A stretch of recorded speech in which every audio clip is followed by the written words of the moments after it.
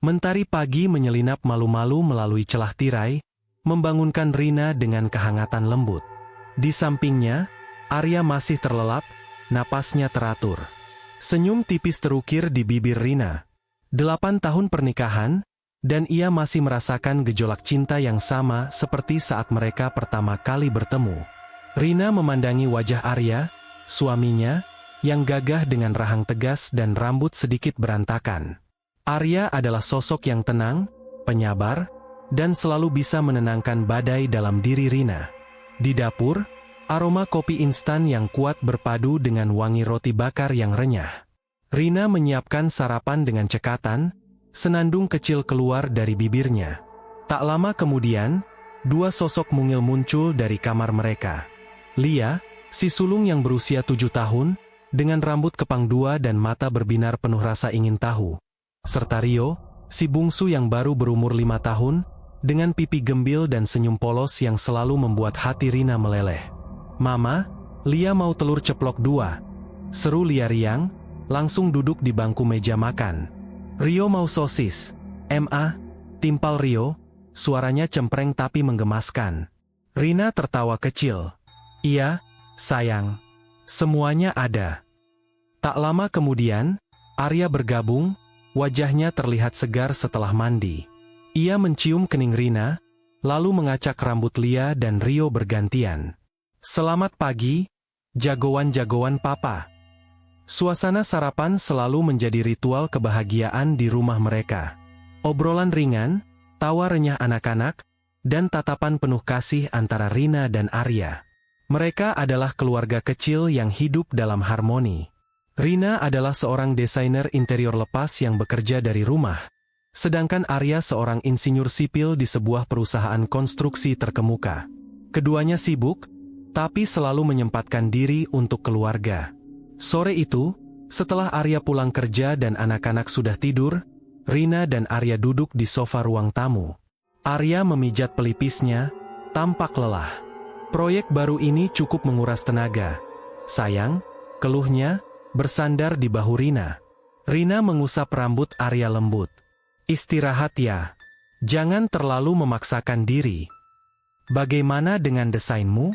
Sudah ada kemajuan?" tanya Arya, perhatiannya selalu penuh pada pekerjaan Rina. Rina mengangguk. "Lumayan. Klien baru ini lumayan cerewet, tapi tantangannya seru." Mereka berbagi cerita tentang hari masing-masing, tertawa dan saling memberi semangat. Rina merasa begitu beruntung memiliki Arya. Ia adalah fondasi kuat yang menopang keluarga mereka. Tak ada ganjalan, tak ada keraguan. Rumah mereka adalah tempat perlindungan, penuh cinta dan kehangatan. Namun, di balik dinding yang kokoh itu, ada sesuatu yang tak terlihat. Sesuatu yang mulai mengintai, menanti celah untuk menyelinap masuk dan menghancurkan kebahagiaan sempurna yang mereka miliki. Sebuah kehadiran yang perlahan, tapi pasti, akan menguji kekuatan cinta dan kesabaran mereka. Beberapa minggu berlalu, rutinitas keluarga Rina dan Arya berjalan seperti biasa, namun ada getaran halus yang mulai terasa. Arya, yang biasanya penyabar, mulai menunjukkan sedikit perubahan. Ia jadi lebih mudah tersinggung, terutama setelah pulang kerja. Senyumnya lebih sering pudar, digantikan raut wajah lelah yang mendalam. Suatu malam, saat Rina sedang menata vas bunga di ruang tamu, Arya baru saja pulang. Biasanya, ia akan langsung mencium kening Rina atau bertanya tentang hari yang dilaluinya. Tapi kali ini, ia hanya melempar tas kerjanya ke sofa dan langsung menuju kamar tanpa sepatah kata pun. "Arya, kamu kenapa?" tanya Rina, sedikit heran dengan sikap dingin suaminya. Arya berhenti di ambang pintu, memunggungi Rina. "Tidak apa-apa, hanya lelah." Suaranya terdengar datar, nyaris tanpa emosi. Rina mengerutkan kening. Arya tidak pernah seketus ini sebelumnya. Ia mencoba mendekat, meletakkan tangannya di bahu Arya. "Ada masalah di kantor." Arya menghela napas kasar, lalu menepis tangan Rina pelan. "Bisakah kamu tidak terlalu mendesakku, Rina?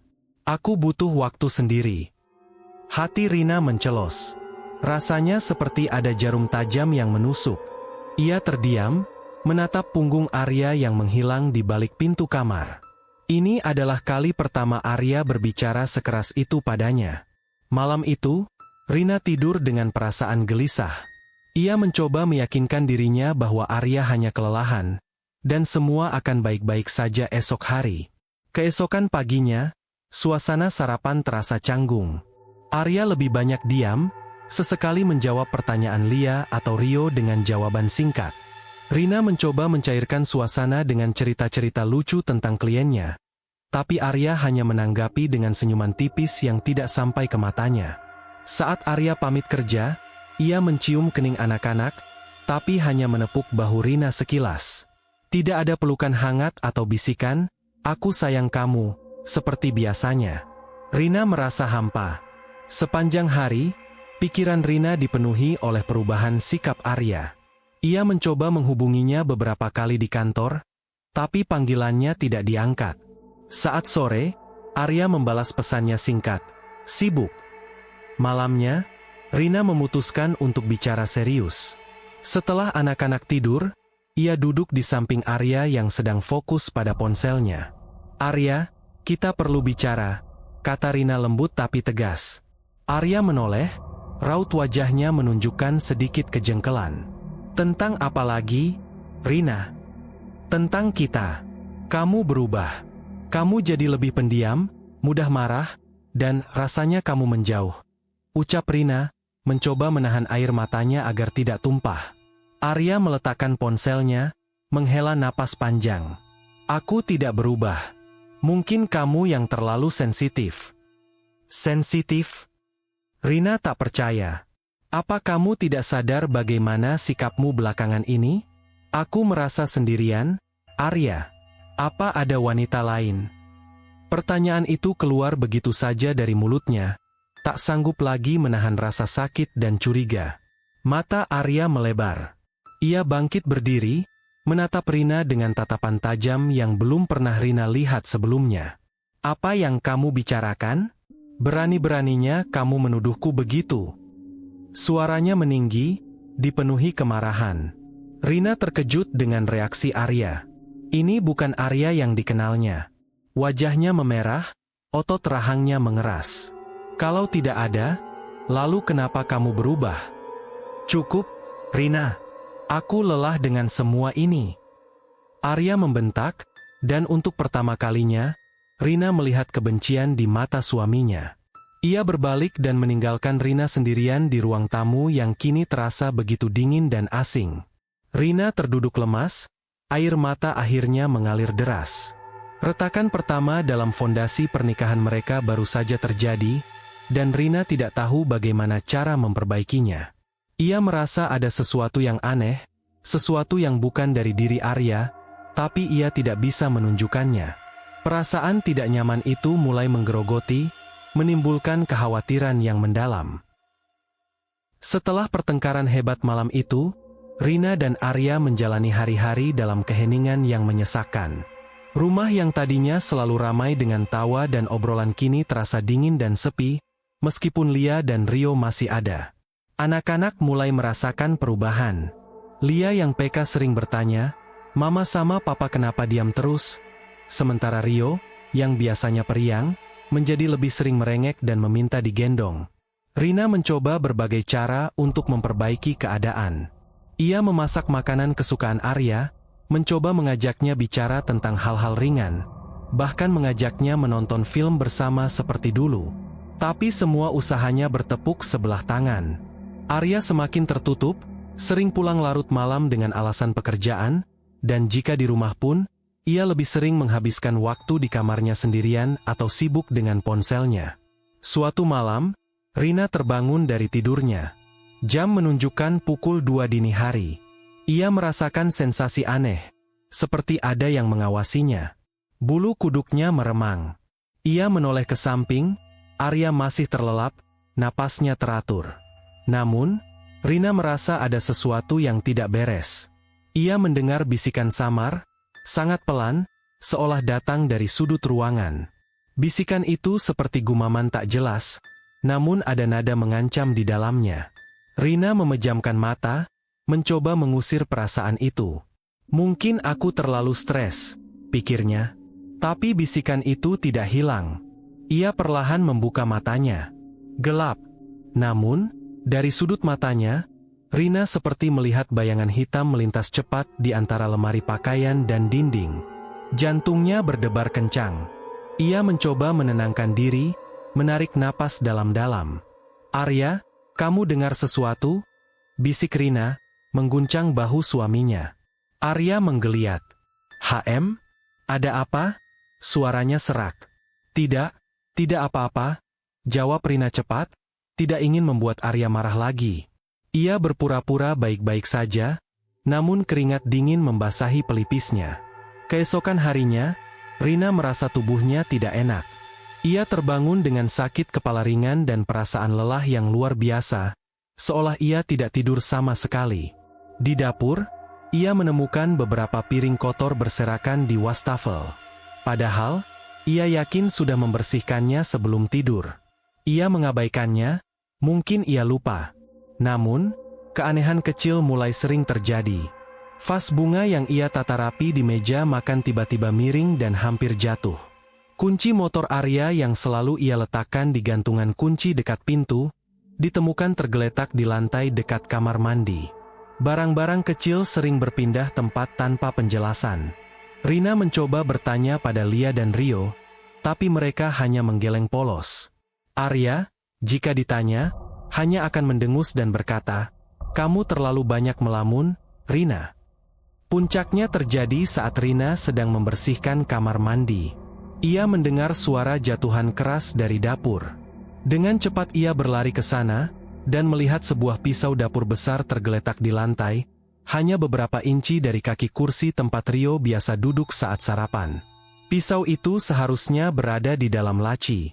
Rina mematung, menatap pisau itu dengan ngeri. Siapa yang menjatuhkannya?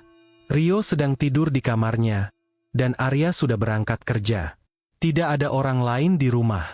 Perlahan, perasaan aneh yang mulai menggerogotinya sejak beberapa hari terakhir berubah menjadi ketakutan yang nyata. Ini bukan lagi sekadar stres atau kelelahan. Ada sesuatu yang tidak beres di rumah ini. Sesuatu yang tak kasat mata, namun kehadirannya semakin terasa nyata, mengancam harmoni yang dulu begitu mereka puja.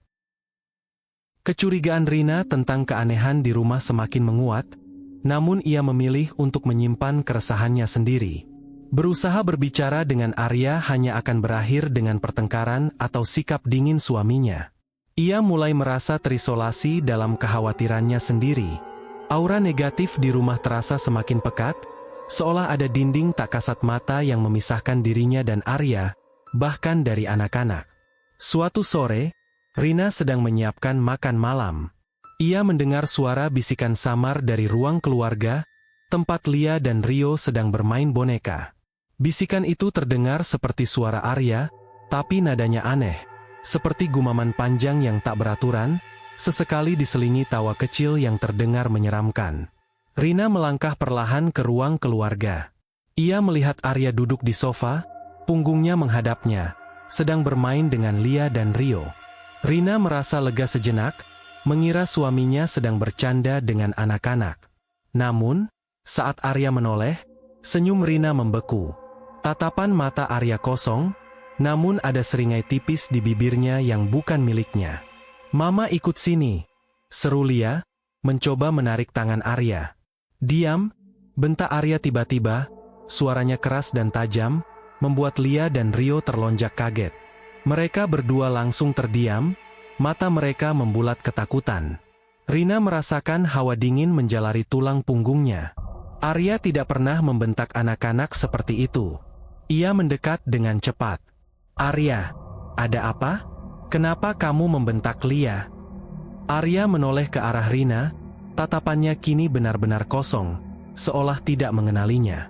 "Mereka berisik," katanya datar, lalu ia bangkit dan berjalan ke kamarnya tanpa menoleh lagi. Lia dan Rio mulai menangis terisak. Rina memeluk kedua anaknya, menenangkan mereka. Air matanya ikut menetes. "Ini bukan Arya," Suaminya yang lembut dan penyayang tidak akan pernah melakukan ini pada buah hatinya sendiri. Rasa takut Rina bercampur dengan kebingungan. Ada sesuatu yang salah, sangat salah. Malam harinya, setelah berhasil menidurkan Lia dan Rio yang masih trauma, Rina mencoba bicara lagi dengan Arya. Ia menemukan Arya sedang termenung di balkon, memandang kegelapan malam. "Arya, ada apa denganmu? Kenapa kamu membentak anak-anak?" tanya Rina, suaranya bergetar. Arya berbalik, sorot matanya tajam. "Kamu terlalu memanjakan mereka. Anak-anak harus diajari disiplin. Tapi tidak dengan membentak mereka seperti itu. Mereka ketakutan." "Arya, ini bukan kamu." Rina mulai putus asa. "Memangnya kamu tahu apa tentang diriku, Rina?" Arya tertawa kecil, tawa yang tidak ada kebahagiaan di dalamnya. "Kamu pikir kamu mengenaliku sepenuhnya? Jangan sok tahu." Ucapan Arya menusuk hati Rina. Kata-kata itu begitu kejam, dan diucapkan dengan nada yang begitu asing. Ia merasa seperti sedang berbicara dengan orang asing, bukan suaminya sendiri. Rina mundur selangkah, menatap Arya dengan tatapan terluka. Ia tidak mengenali sosok di depannya. Saat Rina berbalik untuk pergi, ia mendengar Arya bergumam lagi, tapi kali ini bisikan itu lebih jelas dan penuh kebencian, seolah diarahkan padanya, "Pergi, enyahlah dari sini." Rina menoleh terkejut, namun Arya sudah kembali membelakanginya, memandang keluar, seolah tidak ada yang terjadi. Rina merasa tubuhnya lemas. Bisikan itu, tatapan kosong itu, perubahan sikap Arya yang drastis. Semua ini bukan kebetulan.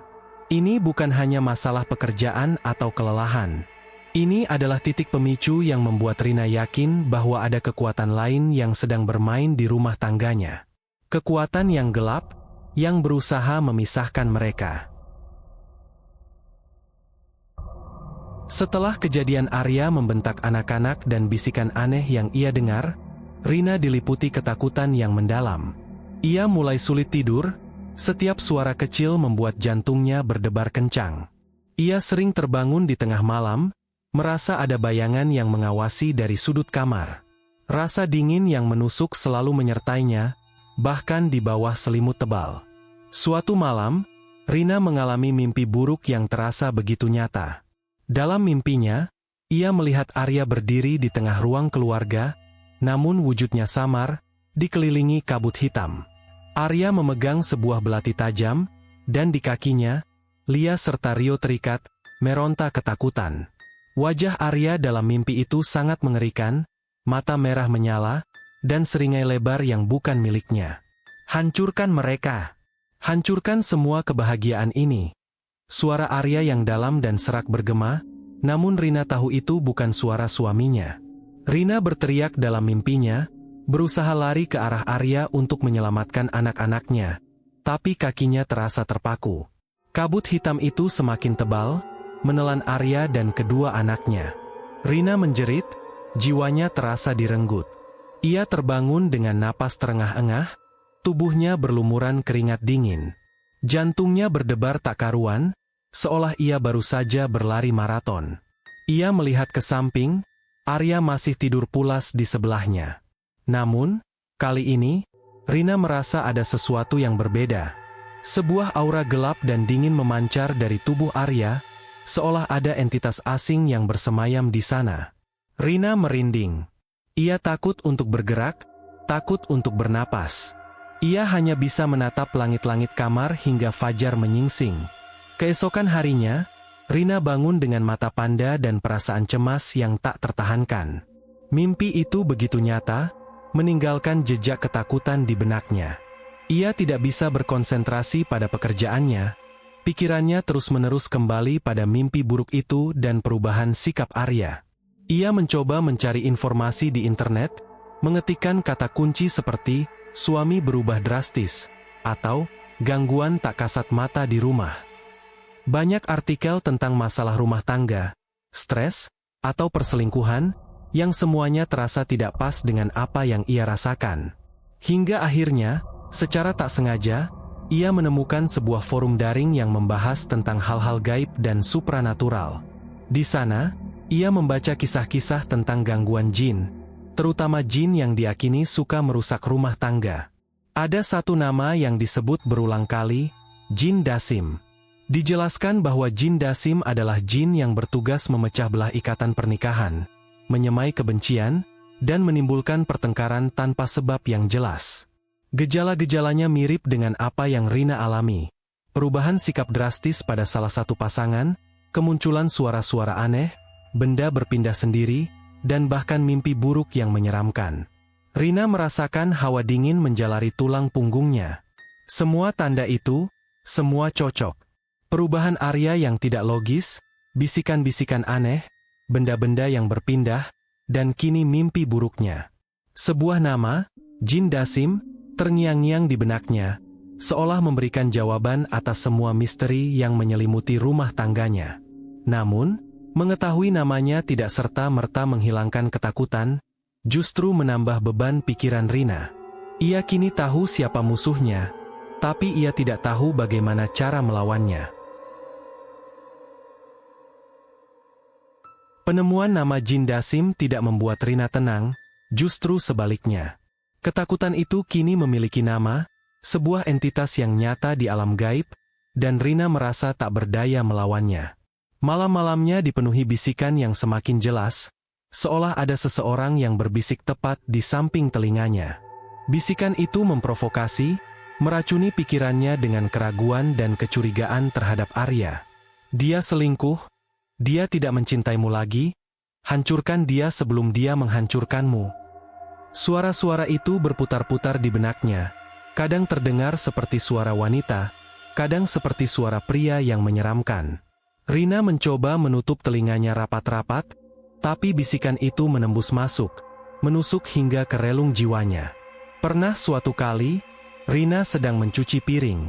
Tiba-tiba, ia mendengar suara Arya memanggil dari belakangnya. "Rina, kamu tidak mencintaiku lagi, ya?" Rina menoleh, tapi tidak ada siapa-siapa. Ia kembali mencuci piring, dan suara itu muncul lagi, lebih dekat, lebih mengancam. "Kamu membenciku, kamu ingin aku mati." Rina menjerit ketakutan, menjatuhkan piring yang ada di tangannya hingga pecah berkeping-keping. Ia terhuyung mundur, jantungnya berdegup kencang. Ia tahu itu bukan Arya. Ini adalah bisikan dari entitas lain, yang kini bukan hanya memanipulasi Arya, tetapi juga mencoba menghancurkan mentalnya. Anak-anak pun mulai terpengaruh. Lia, yang tadinya ceria, kini sering terlihat melamun dan ketakutan di sudut rumah.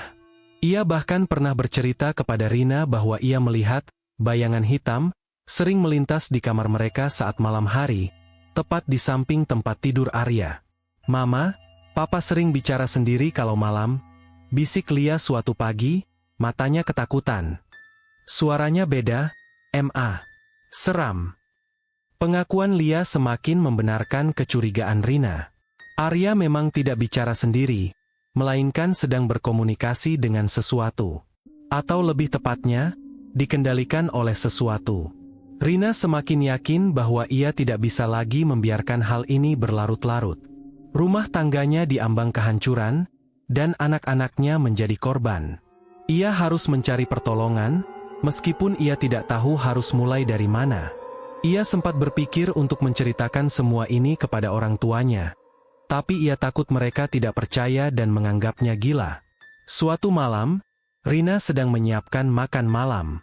Tiba-tiba, ia mencium aroma aneh, seperti bau bangkai yang membusuk bercampur belerang.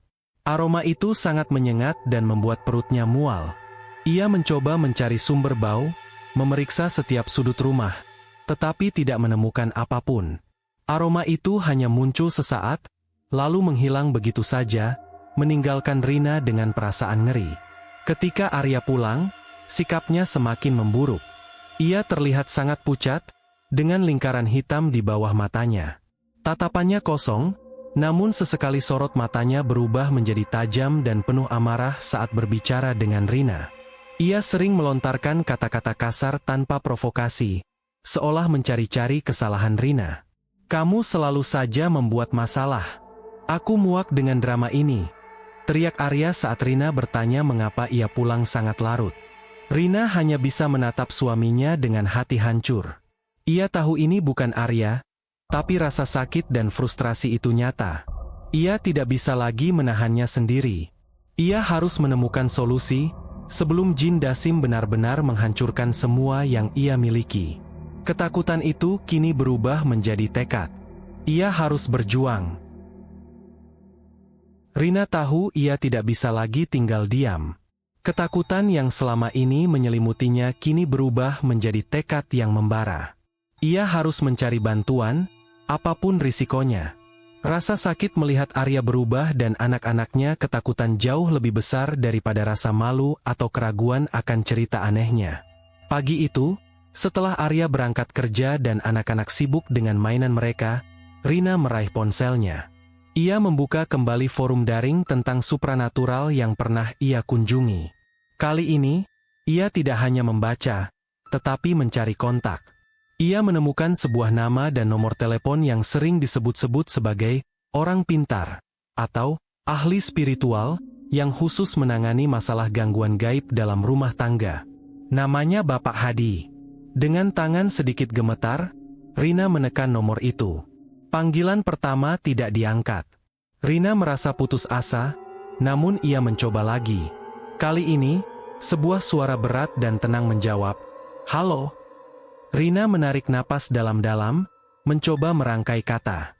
"Maaf, Bapak Hadi, saya Rina. Saya butuh bantuan. Ada yang tidak beres di rumah tangga saya." Suaranya tercekat.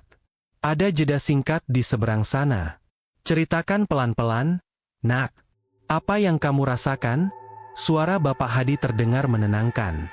Rina menceritakan semuanya, dari perubahan sikap Arya yang drastis, pertengkaran tanpa sebab, suara-suara aneh, benda yang berpindah, mimpi buruk yang terasa nyata, hingga bau busuk dan sorot mata kosong Arya. Ia juga menyebutkan tentang risetnya mengenai Jin Dasim. Bapak Hadi mendengarkan dengan sabar, tanpa interupsi. Setelah Rina selesai, keheningan menyelimuti sejenak. "Gejala yang kamu alami sangat jelas, Nak Rina," kata Bapak Hadi akhirnya, suaranya mengandung nada prihatin. "Sepertinya memang ada entitas yang sedang mengganggu rumah tanggamu. Jin Dasim, sesuai yang kamu duga, memang ahli dalam hal itu." Rina merasakan campuran lega dan ketakutan. Leganya karena ia dipercaya, takutnya karena dugaannya terbukti. "Lalu, apa yang harus saya lakukan, Bapak?" tanyanya, suaranya penuh harap.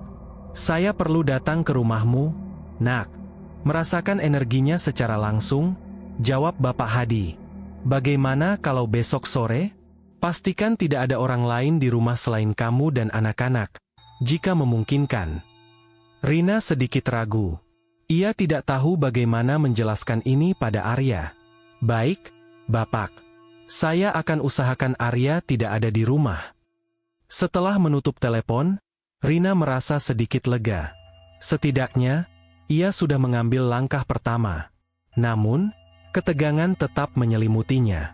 Ia harus mencari cara agar Arya tidak ada di rumah saat Bapak Hadi datang.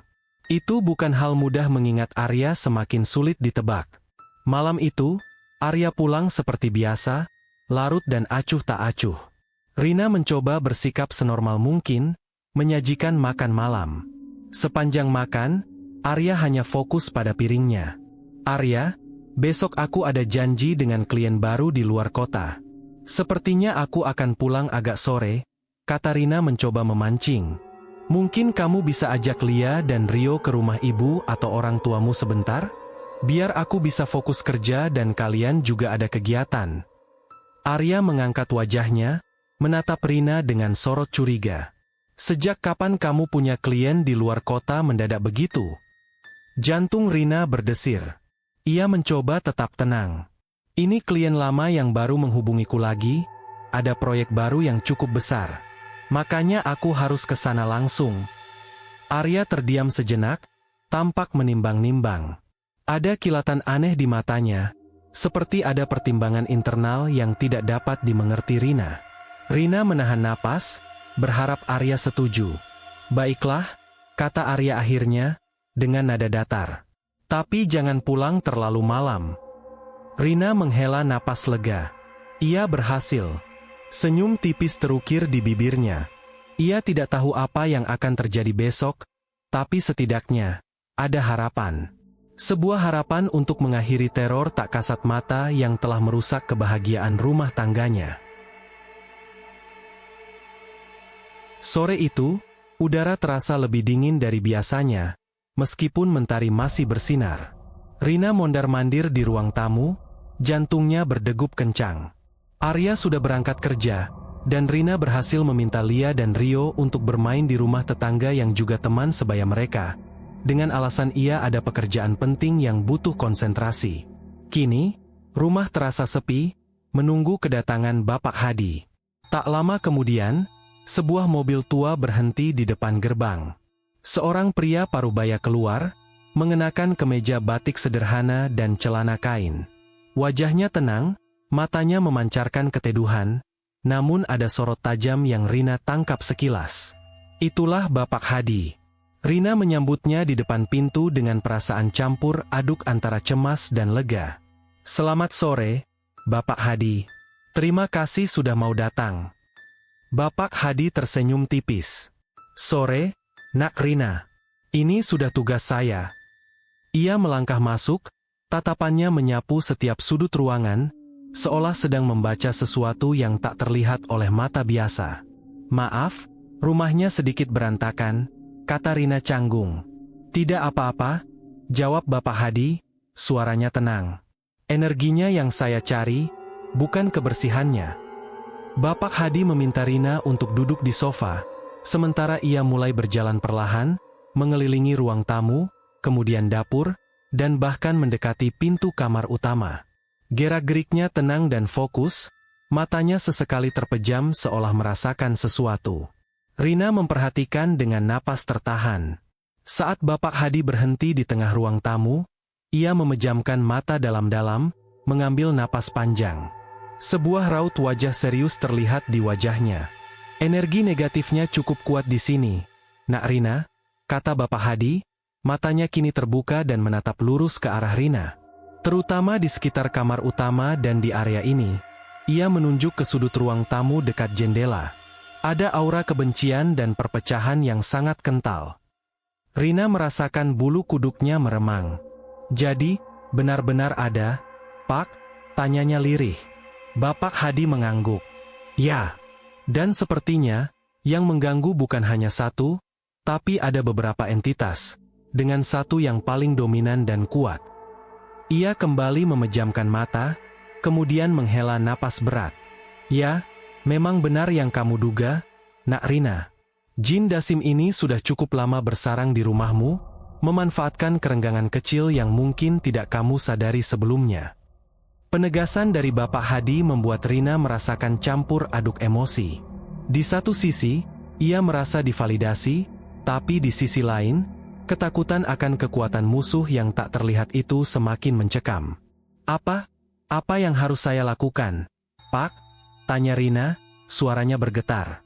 Bapak Hadi duduk bersila di lantai, tepat di tengah ruang tamu.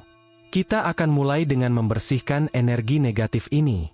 Prosesnya tidak akan mudah, Nak Rina. Akan ada perlawanan. Tapi kamu harus kuat dan fokus pada niatmu untuk menyelamatkan rumah tanggamu."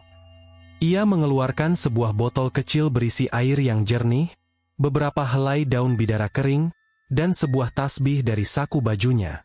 "Air ini sudah saya doakan. Akan kita gunakan untuk memercikkan dan membersihkan sudut-sudut rumah." Matahari mulai terbenam, mewarnai langit dengan jingga. Rina tahu, pertarungan yang sebenarnya baru akan dimulai. Ia harus bersiap untuk menghadapi kekuatan gelap yang selama ini diam-diam menghancurkan keluarganya. Malam beranjak semakin gelap saat Bapak Hadi memulai ritualnya.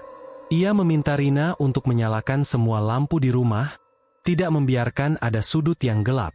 Kemudian, ia mulai berjalan mengelilingi setiap ruangan, memercikkan air doa dari botol kecilnya sambil menggumamkan ayat-ayat suci dan doa-doa. Rina mengikutinya dari belakang, merasakan bulu kuduknya meremang. Saat Bapak Hadi memercikkan air ke sudut-sudut kamar utama, Rina merasakan hawa dingin yang menusuk. Tiba-tiba, sebuah vas bunga di meja rias bergetar hebat, lalu jatuh dan pecah berkeping-keping. Rina menjerit kecil, namun Bapak Hadi tetap tenang. Mereka mulai terusik, kata Bapak Hadi tanpa menoleh, terus melanjutkan doanya. Aroma busuk yang menyengat kembali tercium, lebih kuat dari sebelumnya, membuat Rina mual. Kemudian, terdengar suara gesekan benda-benda dari arah dapur, seolah-olah ada seseorang yang sedang membanting piring dan gelas. Rina melirik ke dapur, namun tidak ada apa-apa yang bergerak. Suara itu hanya ilusi, namun terdengar sangat nyata. Itu hanya tipuan, Nak Rina. Jangan biarkan mereka mengganggumu, ujar Bapak Hadi, seolah tahu apa yang Rina rasakan. Fokuslah pada kekuatan doa. Rina mencoba fokus, ia ikut membaca ayat-ayat pendek yang ia ingat dalam hati. Ia merasakan sensasi geli di kakinya, seolah ada sesuatu yang merayap, namun ia memaksakan diri untuk tidak melihat ke bawah. Ini adalah perlawanan, dan ia tidak boleh menyerah. Saat mereka tiba di ruang tamu, tempat Rina dan Arya sering bertengkar belakangan ini, Bapak Hadi berhenti. Ia duduk bersila di tengah ruangan, meletakkan tasbihnya di depan. Disinilah inti kekuatan mereka bersarang, kata Bapak Hadi, matanya terpejam. Terutama di sofa tempat kalian sering duduk. Ia mulai melafalkan doa-doa dengan suara yang lebih keras dan khusyuk. Udara di sekitar mereka terasa semakin berat, seperti ada tekanan tak terlihat. Rina merasakan kepala pening, seperti ada sesuatu yang mencoba merasukinya. Bisikan-bisikan jahat itu kembali terdengar. Kali ini lebih jelas dan menghina. Percuma saja, dia sudah kami genggam, kamu tidak akan bisa menyelamatkannya. Bisik suara-suara itu, seolah ingin mematahkan semangat Rina. Rina memejamkan mata erat-erat, mencoba mengabaikan bisikan-bisikan itu. Ia memikirkan wajah Arya yang dulu, tawa anak-anaknya, dan semua kebahagiaan yang pernah mereka miliki. Ia tidak akan menyerah. Tiba-tiba, sebuah sensasi aneh terjadi. Lampu di ruang tamu mulai berkedip-kedip, kemudian padam sama sekali, meninggalkan mereka dalam kegelapan. Hanya cahaya rembulan yang samar-samar masuk melalui jendela. Ini perlawanan mereka, seru Bapak Hadi, suaranya tetap tenang namun tegas. Jangan takut, Nak Rina. Kita teruskan. Dalam kegelapan, Rina merasakan angin dingin berembus kencang di dalam rumah, menerbangkan tirai dan membuat pintu berderit. Suara tawa cekikikan yang menyeramkan terdengar dari segala arah, seolah mereka dikelilingi oleh entitas tak kasat mata. Jantung Rina berdebar tak karuan, namun ia tetap berdiri di samping Bapak Hadi, memegang erat ujung kemejanya. Ia tahu, di tengah kegelapan dan teror ini, ia tidak sendirian.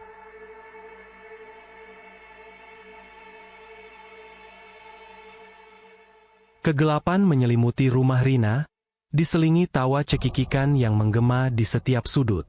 Rina mencengkeram erat ke meja Bapak Hadi, merasakan energi dingin yang memancar dari sekeliling mereka. Lampu yang padam menciptakan suasana mencekam, memperkuat perasaan bahwa mereka tidak sendirian. Bapak Hadi, meskipun berada dalam situasi yang intens, tetap tenang. Suara doanya semakin mantap dan berbobot, seolah ia adalah benteng yang kokoh melawan kekuatan tak kasat mata. Teruslah berdoa, Nak Rina, bisiknya, tanpa menghentikan lantunan ayat-ayat. Jangan biarkan mereka masuk ke dalam hatimu. Tiba-tiba, suara benturan keras terdengar dari kamar anak-anak. Brak! Rina terlonjak, panik. Ia tahu Lia dan Rio ada di rumah tetangga. Jadi apa yang bisa menyebabkan suara itu? Bapak Hadi hanya mengangguk, isyarat agar Rina tetap fokus. Kemudian, cermin besar di ruang tamu, yang tadinya tergantung kokoh di dinding, jatuh dengan suara pecah yang memekakkan telinga. Kepingan-kepingan kaca berserakan di lantai, memantulkan cahaya rembulan yang samar, menciptakan bayangan-bayangan mengerikan. Udara menjadi semakin pengap, dan bau busuk semakin menyengat, Kali ini disertai aroma hangus yang membuat Rina sulit bernapas. "Mereka mencoba menakutimu, Nak Rina," kata Bapak Hadi, suaranya tetap tanpa celah. "Mereka tidak ingin terusik dari sarangnya." Rina mencoba menenangkan napasnya yang memburu. Ia memejamkan mata, memusatkan pikirannya pada Arya, pada Lia, dan pada Rio. Ia membayangkan keluarga mereka kembali harmonis, kembali diselimuti cinta. Kekuatan dari niat itu memberinya keberanian yang luar biasa. Ia membuka matanya, menatap lurus ke depan, seolah berani menantang entitas tak terlihat yang mencoba menghancurkan hidupnya. Saat itu juga, bisikan-bisikan menghina yang tadi memenuhi telinganya berubah menjadi raungan yang penuh amarah. Suara itu terdengar seperti gabungan banyak suara, berat, serak, dan penuh kebencian. "Pergi! Ini wilayah kami. Kau tidak akan pernah bisa merebutnya kembali." Rina terhuyung mundur selangkah, rasa takut kembali menyergap. Suara itu terasa begitu nyata, begitu dekat, seolah-olah entitas itu kini telah menunjukkan wujudnya, meski tak kasat mata. Ia merasakan tekanan di dadanya, seolah ada tangan tak terlihat yang mencekiknya. Bapak Hadi mendongak, matanya yang terpejam kini terbuka sedikit, menunjukkan sorot tajam. Ia melafalkan doa dengan lebih cepat dan kuat. Tangannya bergerak, seolah melambaikan sesuatu di udara, dan Rina merasakan gelombang energi hangat melewati dirinya, sedikit meredakan tekanan di dadanya. "Mereka marah, Nak Rina," ujar Bapak Hadi. "Ini pertanda baik, artinya mereka sudah sangat terganggu. Kita sudah berada di jalur yang benar. Tapi kamu harus bersiap, manifestasi kemarahan mereka akan semakin kuat." Rina mengangguk, meskipun tubuhnya gemetar. Ia tahu Bapak Hadi tidak berlebihan. Malam itu masih panjang, dan perlawanan dari Jin Dasim baru saja dimulai. Ia harus tetap berdiri teguh, demi keluarga yang sangat ia cintai. Meskipun lampu padam dan suara-suara menakutkan mengelilingi, Bapak Hadi terus melafalkan doanya dengan ketenangan yang luar biasa. Rina, meskipun gemetar, berusaha mengikuti setiap instruksi. Ia tahu ini bukan hanya tentang dirinya, tetapi juga tentang keselamatan Arya dan masa depan anak-anaknya. Tiba-tiba, Rina merasakan hawa panas yang membakar di area dadanya, seolah ada bara api yang diletakkan di sana. Rasa panas itu menyebar dengan cepat, membuat napasnya sesak. Diikuti oleh desakan kuat di kepalanya, seperti ada sesuatu yang mencoba merongrong pikirannya. Bisikan-bisikan jahat itu kini terdengar begitu dekat, seolah di dalam kepalanya sendiri, meracuni dengan keraguan dan keputusasaan. "Ini semua percuma, kamu tidak akan sanggup, menyerahlah." Bisikan itu mencoba mematahkan semangatnya. "Lihat suamimu, dia sudah di genggaman kami, selamanya." Rina memejamkan mata erat-erat, mencoba mengusir bisikan itu. Ia menggigit bibirnya hingga terasa darah di mulutnya, berusaha tetap sadar dan tidak terpengaruh. Ia tahu ini adalah serangan mental, upaya terakhir dari entitas itu untuk membuatnya menyerah. Bapak Hadi, seolah merasakan penderitaan Rina, tiba-tiba menghentikan doanya sejenak. Ia menoleh ke arah Rina, matanya menatap tajam. "Jangan biarkan mereka mengendalikanmu, Nak Rina. Ingatlah niatmu. Ingatlah cintamu pada keluargamu." Kata-kata Bapak Hadi menusuk kesadaran Rina. Niatnya, cintanya. Itu adalah benteng terakhirnya. Ia membuka mata, menatap ke arah kegelapan di depannya, menantang entitas tak terlihat yang mencoba menghancurkannya. Rasa panas dan desakan di kepalanya perlahan mereda, digantikan oleh gelombang energi positif yang Bapak Hadi pancarkan. Bapak Hadi kembali melanjutkan doanya, kali ini dengan suara yang lebih lantang dan penuh kekuatan. Ia mengeluarkan segenggam garam dari saku bajunya, kemudian menaburkannya ke udara sambil terus membaca ayat-ayat. Seketika, terdengar suara desisan keras, seperti ular yang marah, diikuti oleh aroma belerang yang semakin pekat. "Mereka mulai terbakar," seru Bapak Hadi. Cahaya rembulan yang masuk melalui jendela tampak bergetar, seolah energi di dalam ruangan sedang bergejolak hebat. Angin kencang bertiup di dalam rumah, membuat semua benda ringan di sekitarnya bergerak, seperti ada badai yang terperangkap di dalamnya. Rina bisa merasakan pusaran energi negatif yang mencoba melawan, namun perlahan, pusaran itu mulai melemah, seperti badai yang kehilangan kekuatannya. Suara-suara bisikan dan tawa cekikikan mulai meredup, digantikan oleh erangan panjang yang terdengar seperti kesakitan. Kemudian, sebuah suara raungan terakhir yang sangat memekakan telinga bergema, diikuti oleh hening yang tiba-tiba dan mutlak. Lampu di ruang tamu kembali menyala, menerangi ruangan yang kini terlihat sedikit berantakan dengan pecahan cermin dan benda-benda yang jatuh, namun aura mencekamnya telah hilang. Rina terengah-engah, tubuhnya lemas. Ia menatap Bapak Hadi, yang kini juga terlihat lelah, namun ada senyum tipis di bibirnya. "Sudah selesai, Nak Rina," kata Bapak Hadi, suaranya parau. "Mereka sudah pergi. Aura negatif di rumahmu sudah bersih." Rina merasakan air mata mengalir di pipinya. Air mata lega, air mata syukur. Ia telah melalui sebuah pertempuran yang tak terlihat, melawan kekuatan yang selama ini merongrong rumah tangganya. Namun, ia tahu, ini hanyalah satu langkah. Masih ada pertarungan lain yang harus ia hadapi, mengembalikan Arya yang sebenarnya. Keheningan yang damai menyelimuti rumah Rina setelah kepergian Bapak Hadi. Aura negatif yang mencekam kini telah berganti dengan kedamaian yang mendalam.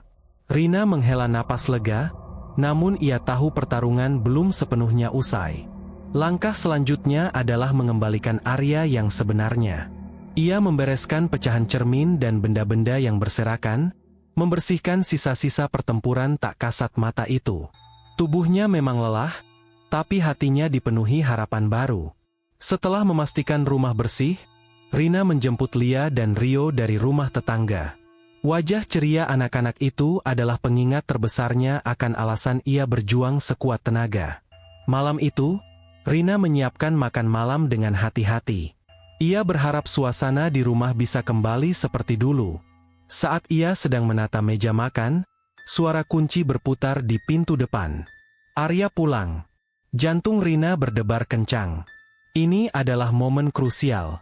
Ia harus melihat, apakah ada perubahan pada Arya setelah Jin Dasim pergi. Arya melangkah masuk.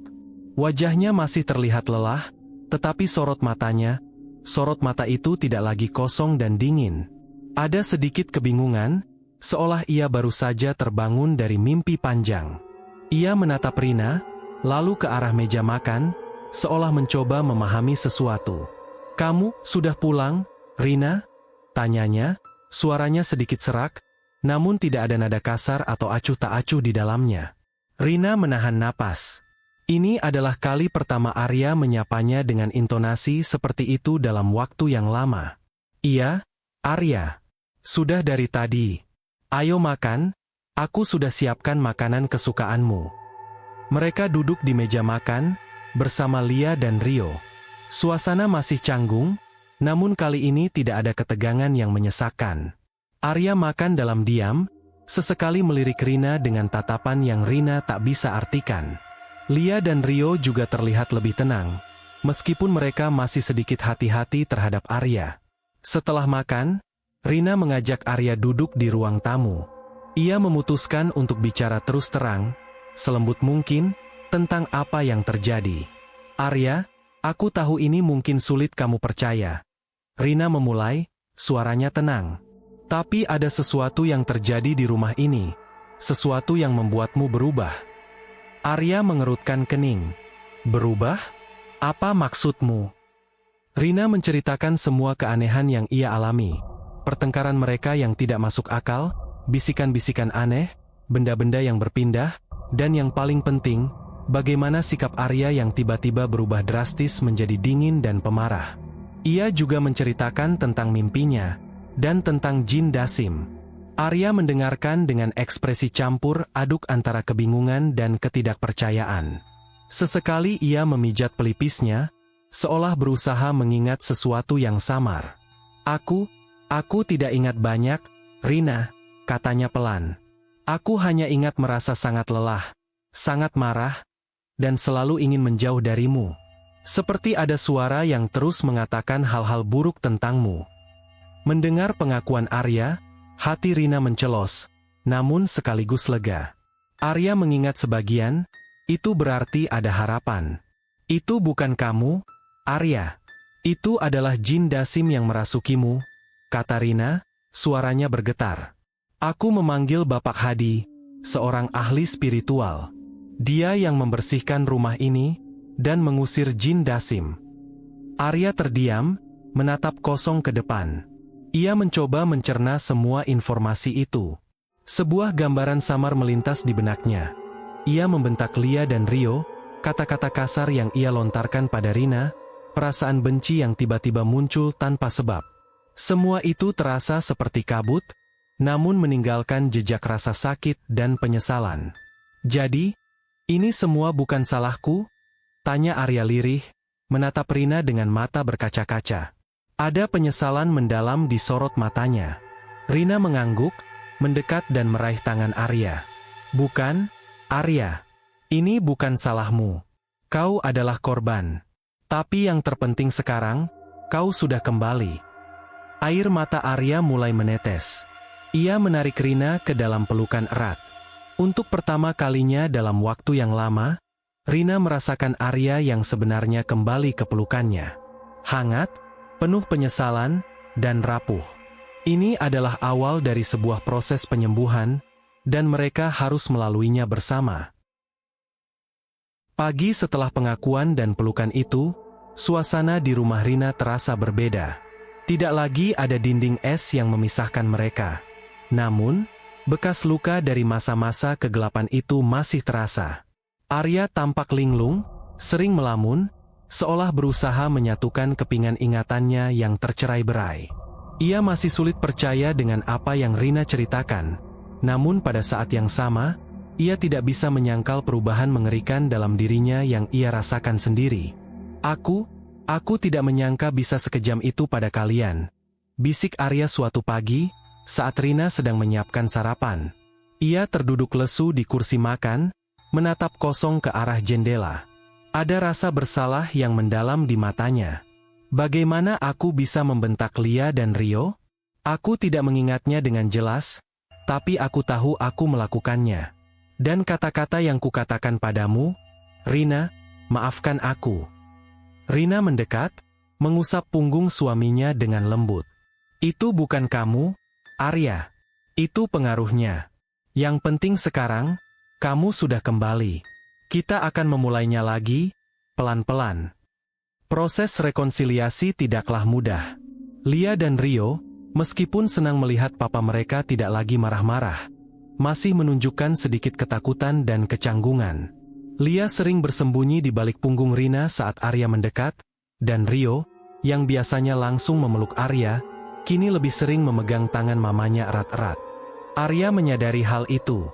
Ia merasa sangat terpukul melihat anak-anaknya menjauhinya. Ia berusaha keras untuk memperbaiki semuanya. Ia lebih sering meluangkan waktu untuk mereka, membacakan buku cerita sebelum tidur, mengajak bermain di taman, dan mencoba bercanda seperti dulu. Rina selalu mendampingi, memberikan dukungan dan penjelasan kepada anak-anak bahwa papa mereka sudah baik kembali. Namun, di balik semua upaya itu, Arya masih dihantui oleh bayangan masa lalunya yang dikendalikan. Ia sering terbangun di malam hari, berkeringat dingin, setelah bermimpi tentang suara-suara yang menghasut dan perasaan benci yang merasukinya. Ia merasa bersalah karena tidak bisa melindungi keluarganya dari hal yang tidak terlihat itu. Apa aku bisa kembali menjadi diriku yang dulu, Rina? Tanya Arya suatu malam, saat mereka berdua duduk di ruang tamu. Suaranya terdengar rapuh. Aku merasa kotor, seperti ada bagian diriku yang hilang dan digantikan oleh sesuatu yang jahat. Rina menggenggam tangan Arya erat. Tentu saja, Arya. Kita akan melaluinya bersama. Yang terpenting, niatmu untuk berubah dan kembali. Bapak Hadi bilang, setelah energi negatif itu pergi, kita harus menguatkan iman dan ikatan keluarga. Itu benteng terbaik kita. Mereka berpelukan erat. Rekonsiliasi ini masih rapuh, penuh dengan luka yang butuh waktu untuk sembuh. Namun, setidaknya, kini mereka berjuang bersama, bukan lagi saling melawan.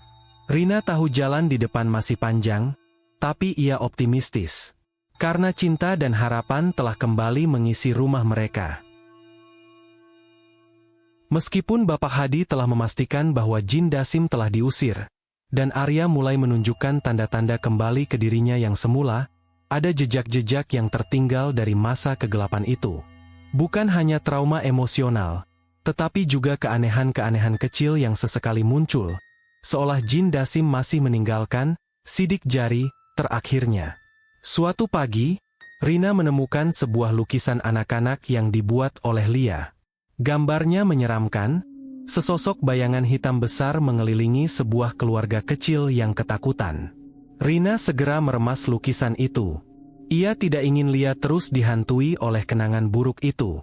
Ia juga menyadari, Lia dan Rio sering terlihat berbicara sendiri, kadang tertawa, kadang berbisik takut-takut, seolah masih ada teman imajiner yang mendampingi mereka. Rina harus lebih peka. "Mama, tadi Lia lihat ada bayangan hitam di kamar papa," bisik Lia suatu malam, saat Rina menemaninya tidur. Dia menatap papa, "Ma." Jantung Rina berdesir. "Itu cuma mimpi, sayang. Bayangan itu sudah pergi," kata Rina, meskipun ia tahu Lia tidak sedang bermimpi.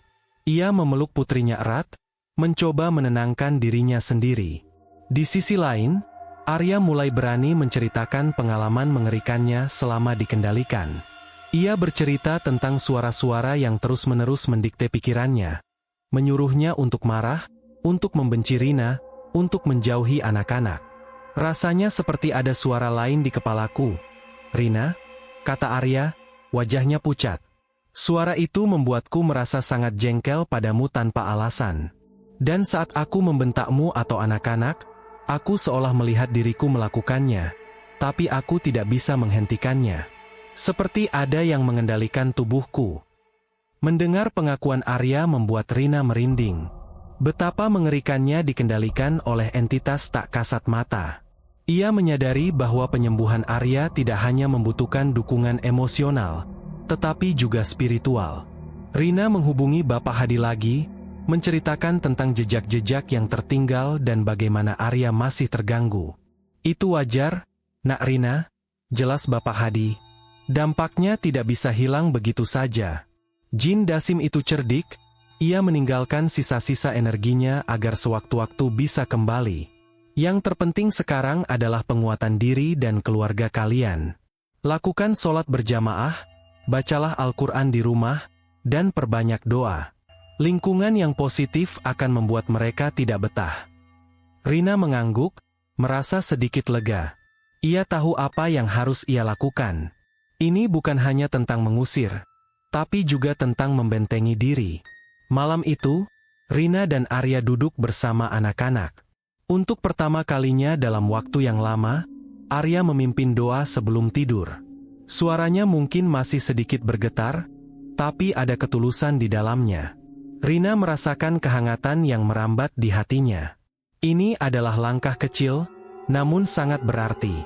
Mereka akan membangun kembali benteng keluarga mereka, satu persatu, menghadapi jejak-jejak masa lalu dengan iman dan kebersamaan.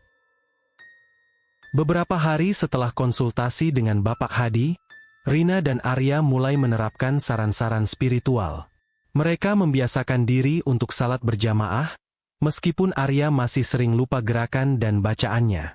Mereka juga mulai memutar lantunan ayat-ayat Al-Quran setiap pagi dan sore di dalam rumah. Suasana memang terasa lebih tenang, dan tawa Lia serta Rio perlahan kembali mengisi ruangan. Namun, ketenangan itu tidak bertahan lama. Jin Dasim, sang perusak, tidak akan menyerah semudah itu. Ujian kembali datang, dan kali ini, lebih halus namun menggerogoti. Rina mulai merasa kelelahan yang tidak wajar. Tidurnya tidak nyenyak, sering terbangun dengan perasaan cemas yang tidak bisa ia jelaskan. Tubuhnya sering terasa pegal-pegal tanpa sebab. Ia juga mulai sering lupa menaruh barang, bahkan hal-hal penting seperti kunci rumah atau dompet. Ini membuat pekerjaannya sebagai desainer interior sedikit terganggu. Ia beberapa kali melewatkan detail kecil yang krusial. Di sisi lain, Arya yang mulai membaik, kembali menunjukkan tanda-tanda sensitivitas. Ia menjadi mudah tersinggung oleh hal-hal kecil. Komentar Rina yang tadinya biasa saja, kini bisa memicu reaksi berlebihan darinya. "Kamu terlalu berisik saat makan," celetuk Arya suatu malam, nadanya dingin, saat Rina sedang mengaduk sup. Rina menatapnya kaget. "Aku hanya mengaduk sup, Arya." Suara sendoknya mengganggu. "Bisakah kamu diam sedikit?" bentak Arya, matanya kembali menunjukkan kilatan amarah yang samar. Hati Rina mencelos. Ia merasakan familiaritas yang mengerikan. Ini adalah pola yang sama seperti saat Arya pertama kali berubah. Rina mencoba menenangkan diri. Ia tahu ini bukan Arya yang sebenarnya. Keanehan juga mulai menyasar anak-anak lagi, namun kali ini lebih subtil. Lia dan Rio mulai sering bertengkar satu sama lain, memperebutkan mainan atau hal-hal sepele. Tangisan dan teriakan sering terdengar dari kamar mereka. Padahal, sebelumnya mereka adalah kakak beradik yang sangat akur. Rio ambil boneka Lia. Rengek Lia suatu sore, menunjuk adiknya. "Tidak, ini punya Rio," balas Rio, langsung melempar boneka itu hingga mengenai kepala Lia. Lia menangis kencang, dan Rio ikut-ikutan menjerit frustrasi. Rina mencoba melerai, tapi terasa ada energi yang mendorong mereka untuk terus bertengkar. Pertengkaran kecil ini memicu stres baru bagi Rina dan Arya. Malam itu, Rina dan Arya duduk di ruang tamu. Suasana hening, diselingi isakan samar dari kamar anak-anak yang masih belum sepenuhnya tenang. Aku tidak tahu harus bagaimana lagi, Rina," kata Arya lirih, menatap Rina dengan putus asa. "Aku sudah mencoba sholat, tapi rasanya berat sekali. Pikiran dan perasaanku kembali kacau." Rina merasakan kekhawatiran yang mendalam. Jin Dasim tidak pergi begitu saja. Ia hanya bersembunyi, menunggu waktu yang tepat untuk menyerang kembali, kali ini dengan cara yang lebih licik, menggerogoti dari dalam, merusak dari hal-hal kecil yang tadinya tak berarti. Mereka telah berhasil mengusirnya secara fisik, tapi jejaknya masih ada, dan ia siap kembali menjerat mereka dalam kegelapan. Keresahan kembali merayapi hati Rina. Gangguan-gangguan kecil yang awalnya dianggap sepele, kini terasa seperti tetesan air yang perlahan-lahan mengikis batu. Kelelahan Rina semakin menjadi, ia sering tertidur di meja kerja, dan konsentrasinya menurun drastis. Ia bahkan beberapa kali hampir terlibat kecelakaan kecil saat berkendara karena melamun. Puncaknya terjadi saat Rina sedang memasak. Tiba-tiba, ia merasakan dorongan kuat di punggungnya, seolah ada tangan tak terlihat yang mendorongnya ke arah kompor panas. Ia menjerit kaget, berhasil menahan diri dengan berpegangan pada meja. Tidak ada siapapun di belakangnya. Jantungnya berdebar kencang, kali ini dengan ketakutan yang lebih nyata daripada sebelumnya. Jin Dasim tidak hanya mengganggu Arya, ia kini menyerang Rina secara langsung. Sementara itu, perilaku Arya semakin mengkhawatirkan. Pertengkaran kecil dengan Rina menjadi lebih sering, bahkan di depan anak-anak. Arya kembali melontarkan kata-kata menyakitkan, dan sorot matanya yang kosong itu kembali muncul di saat-saat tertentu. Ia juga mulai menunjukkan sikap paranoid. "Siapa yang datang ke rumah saat aku tidak ada?" tanyanya suatu malam, menatap Rina dengan mata penuh curiga. "Kamu menyembunyikan sesuatu dariku, kan?" Rina berusaha menjelaskan bahwa tidak ada siapapun, tapi Arya tidak percaya. Ia mulai memeriksa setiap sudut rumah sepulang kerja, seolah mencari bukti. Keadaan ini membuat Rina frustrasi dan tertekan. Yang lebih menyakitkan, gangguan itu kini mulai menargetkan anak-anak mereka secara lebih jelas. Lia dan Rio yang sudah mulai ceria, kini kembali menunjukkan tanda-tanda ketakutan. Rio sering menangis di malam hari, menunjuk ke sudut kamar dan mengatakan ia melihat kakek hitam yang menakutkan. Lia sering mengeluh sakit kepala dan demam ringan tanpa sebab yang jelas, persis seperti yang terjadi di awal dulu. Suatu malam, Rina terbangun karena mendengar suara barang jatuh di dapur. Ia segera beranjak dan melihat Arya sedang berdiri di depan lemari pendingin, memegang sebilah pisau dapur. Wajahnya terlihat sangat aneh, dengan senyum tipis yang bukan senyumannya. "Arya, apa yang kamu lakukan?" tanya Rina, suaranya bergetar. Arya menoleh, matanya menyala merah dalam kegelapan. Ia tidak menjawab, hanya mengangkat pisau itu perlahan, mengarahkannya ke depan. Jantung Rina serasa berhenti berdetak. Ia melihat niat jahat di mata Arya, niat yang bukan berasal dari suaminya. Ini adalah serangan balik yang tak terduga, dan Jin Dasim menggunakan Arya sebagai alatnya. Ketegangan di dapur terasa mencekik. Rina terpaku melihat Arya berdiri di depannya dengan pisau di tangan, matanya menyala merah. Ini bukan sekadar Arya yang dikendalikan. Ini adalah Jin Dasim yang sepenuhnya menguasai tubuh suaminya, menunjukkan kemarahannya yang paling mengerikan. "Mati kau!" Suara itu bukan suara Arya, melainkan raungan rendah yang penuh dendam. Arya melangkah maju, perlahan namun pasti, mengayunkan pisau itu. Rina menjerit, mundur cepat, menabrak meja makan. Pikirannya kalut. Ia tidak mungkin melawan suaminya sendiri, namun ia juga tidak bisa membiarkan dirinya terluka. Di benaknya terlintas wajah Lia dan Rio. Ia harus berjuang demi mereka. Tiba-tiba, ia teringat perkataan Bapak Hadi, "Kuatkan iman dan ikatan keluarga. Itu benteng terbaik kita." Dalam kepanikannya, Rina meraih botol air doa yang masih tersisa sedikit di lemari dapur. Tanpa pikir panjang, ia memercikkan air itu ke arah Arya. Seolah tersengat, Arya menjerit kesakitan. Tubuhnya menggeliat hebat, pisau terlepas dari genggamannya, jatuh ke lantai dengan bunyi nyaring. Aura merah di matanya memudar, digantikan oleh sorot kebingungan yang samar. Ia memegangi kepalanya, erangan tertahan keluar dari bibirnya. Rina tidak menyia-nyiakan kesempatan itu. Dengan sisa tenaga, ia meraih tasbih yang Bapak Hadi tinggalkan.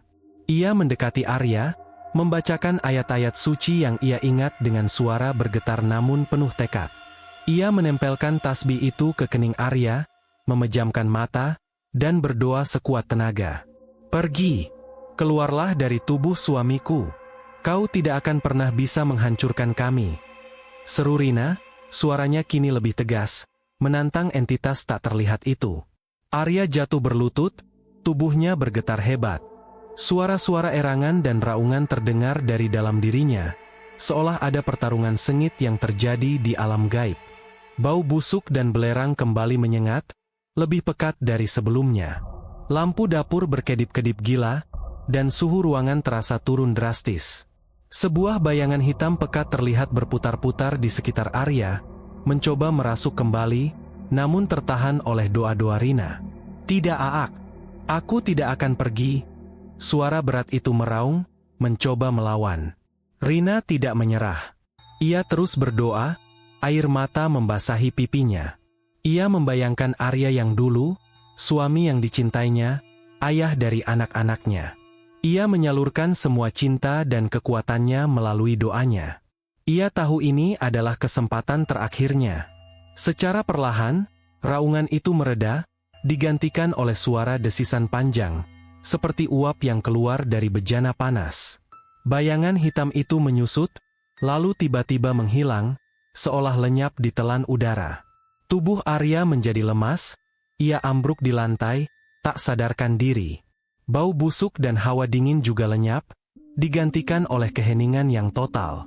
Rina terduduk di samping Arya, napasnya tersengal. Ia memeluk suaminya erat, memeriksa denyut nadinya yang lemah namun teratur. Ia telah memenangkan pertarungan pamungkas ini, bukan dengan kekuatan fisik, melainkan dengan kekuatan iman dan cinta.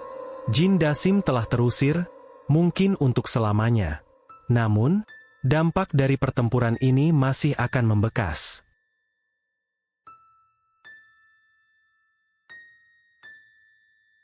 Fajar menyingsing, menerangi dapur yang berantakan dengan pecahan kaca dan aroma yang samar-samar masih tercium. Rina duduk bersandar di dinding, memeluk Arya yang tak sadarkan diri.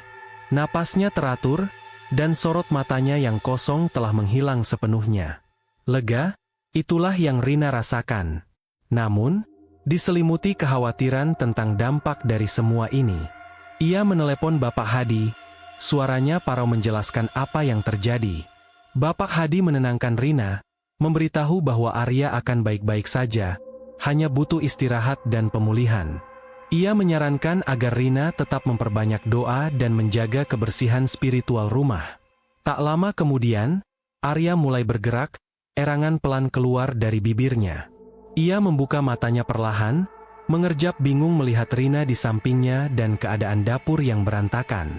"Rina, ada apa ini?" tanyanya, suaranya lemah. Ia mencoba bangkit, namun tubuhnya terasa sangat lemas.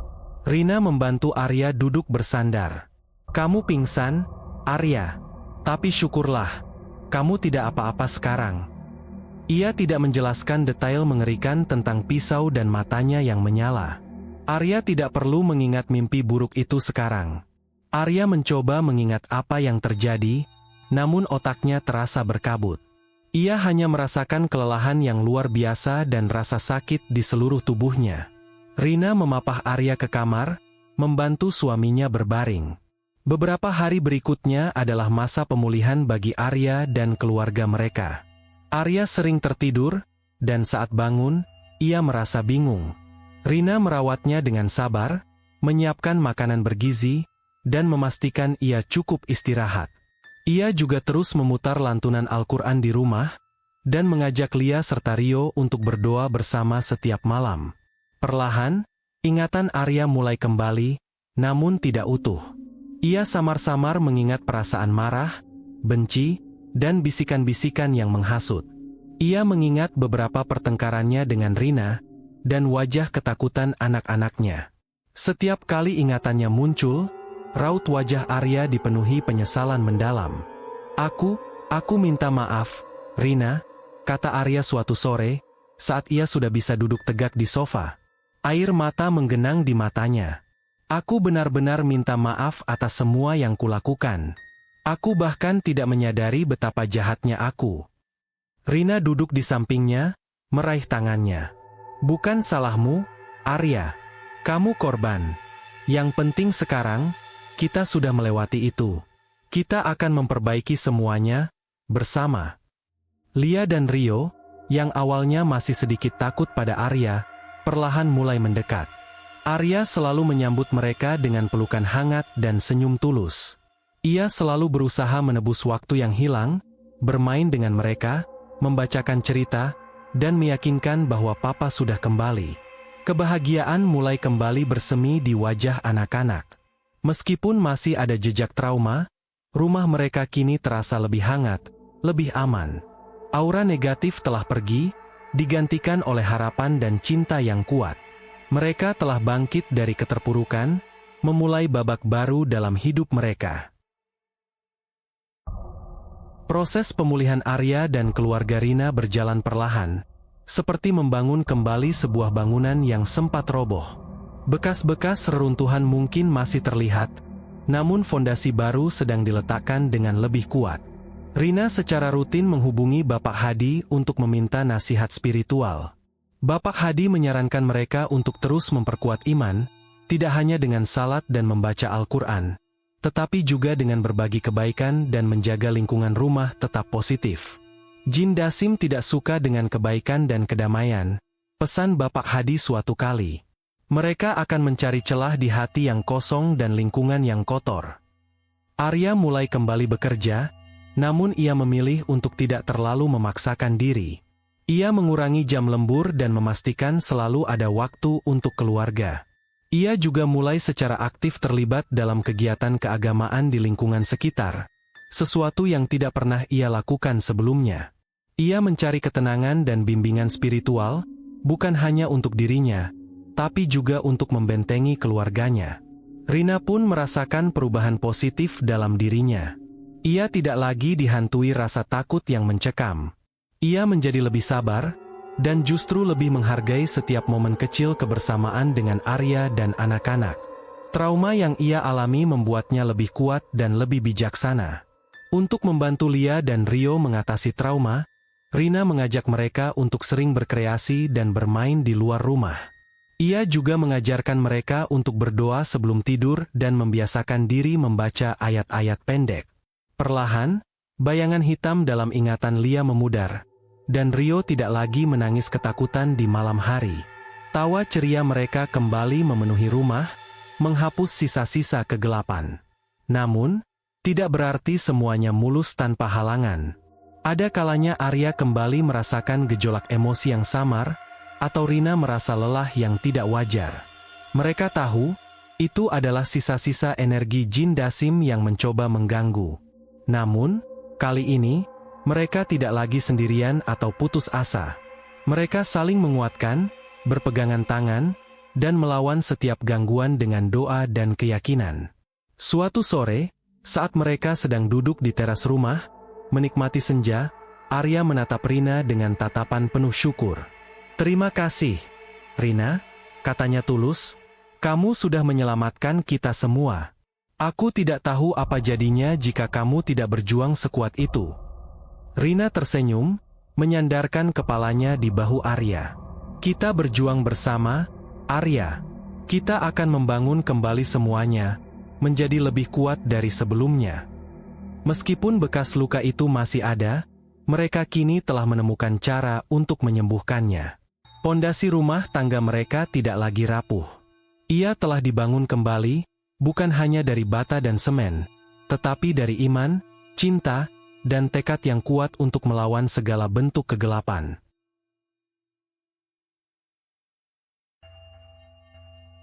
Bulan-bulan berlalu, membawa serta pemulihan yang nyata bagi keluarga Rina dan Arya. Rumah mereka kembali dipenuhi tawa dan kehangatan. Luka-luka emosional yang ditinggalkan oleh jin Dasim perlahan menyembuh, digantikan oleh pemahaman dan ikatan yang lebih kuat. Arya benar-benar telah berubah. Bukan kembali ke Arya yang dulu sepenuhnya, melainkan menjadi sosok yang lebih baik, lebih bijaksana, dan lebih spiritual. Pengalaman mengerikan itu telah membuatnya sadar akan kerapuhan hidup dan pentingnya menjaga keluarga. Ia kini menjadi kepala rumah tangga yang lebih bertanggung jawab, tidak hanya secara materi, tetapi juga secara batin. Arya tidak lagi mudah marah, dan jika ada masalah, ia akan berusaha menyelesaikannya dengan kepala dingin bersama Rina. Rina pun tumbuh menjadi wanita yang lebih kuat. Ia belajar untuk tidak mudah putus asa dan selalu percaya pada kekuatan doa. Ia juga lebih peka terhadap perubahan kecil di lingkungannya, selalu waspada namun tidak lagi diliputi ketakutan. Hubungannya dengan Arya menjadi lebih dalam, mereka saling mendukung dan menguatkan. Mereka memahami bahwa cobaan itu, meski menyakitkan, justru telah mendekatkan mereka. Lia dan Rio kini benar-benar pulih dari trauma mereka. Mereka kembali menjadi anak-anak yang ceria, penuh rasa ingin tahu, dan tidak lagi dihantui oleh bayangan gelap. Mereka senang melihat papa dan mamanya akur kembali, dan rumah mereka terasa aman. Mereka bahkan sering terlihat ikut membaca doa bersama Rina dan Arya, menirukan setiap gerak-gerik orang tua mereka. Keluarga kecil ini tidak lagi sekadar hidup berdampingan. Mereka hidup dalam harmoni yang sejati. Mereka menghabiskan waktu bersama, entah itu sekadar menonton film di malam hari, piknik di taman, atau beribadah bersama. Setiap momen terasa lebih berharga setelah mereka melewati masa-masa sulit.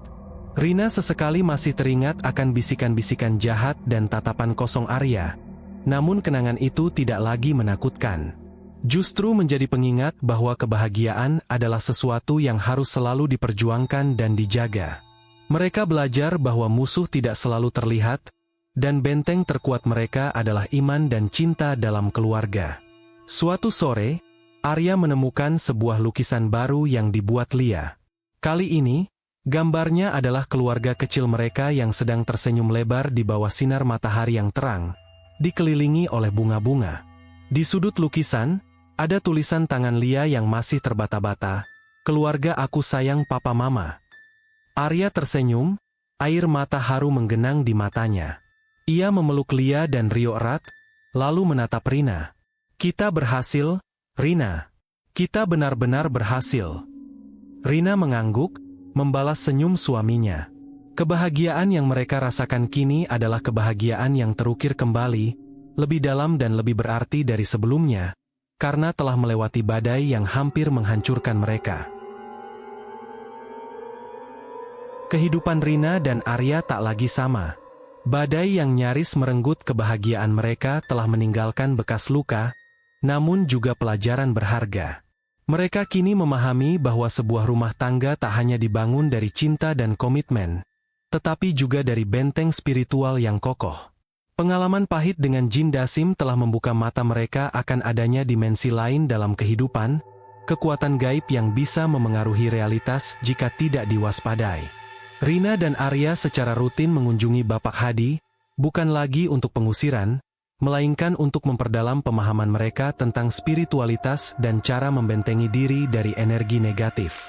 Bapak Hadi selalu mengingatkan mereka, kalian telah diuji, dan kalian berhasil melewatinya. Sekarang, gunakan pengalaman ini untuk menjadi lebih kuat dan lebih dekat dengan Tuhan. Keimanan yang teguh adalah perisai terbaik. Mereka menjadi lebih religius, tidak hanya karena ketakutan akan terulang, tetapi karena mereka merasakan kedamaian sejati dalam setiap ibadah. Arya yang dulunya acuh tak acuh, kini menjadi imam salat yang tekun. Rina pun tak pernah luput dari zikir dan doa, setiap kali ia merasakan sedikit gejolak atau pikiran negatif.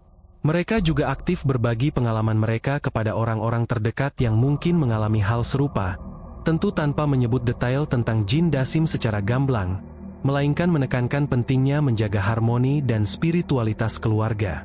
Rumah mereka kini terasa lebih terang, seolah ada cahaya yang memancar dari setiap sudut.